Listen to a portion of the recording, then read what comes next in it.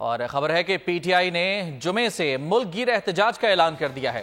عمر ایوب نے کہا کہ فیصل آباد سے تحریک کا آغاز کیا جائے گا۔ 5 مئی کو کراچی میں جلسہ منعقد ہوگا۔ ضمنی الیکشن میں جو کچھ ہوا وہ گھناؤنا جرم تھا۔ بیرسٹر گوہر بولے کمشنر پنڈی سے کی گئی انکوائری کو سامنے لایا جائے۔ کمشنر راول پنڈی نے اعترافی بیان دیا، اس کے بعد معاملہ ہی دبا دیا گیا۔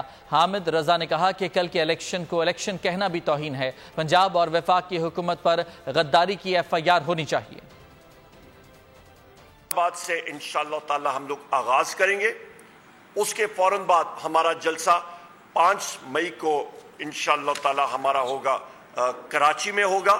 21 اپریل کا بائی الیکشن پاکستان کے مختلف حلقوں میں ہوا اور بالخصوص پنجاب میں یہ ایک ڈھونگ رچایا گیا تھا۔ الیکشن کمیشن نے اپنی انکوائری امیڈیٹلی شروع کروائی تھی، جو کہ ہمارے ساتھ شیئر نہیں کی گئی، کہ جس طریقے سے کمشنر راول پنڈی نے ایک کنفیشن کر کے سٹیٹمنٹ دے دی تھی، لیکن وہ اس کا کوئی پتہ نہیں چلا کیا ہوا۔ الیکشن کمیشن آف پاکستان کی سرپرستی میں پنجاب کی حکومت نے الیکشنز کے اندر، اور اسے الیکشن کہنا بھی الیکشن کی توہین ہے۔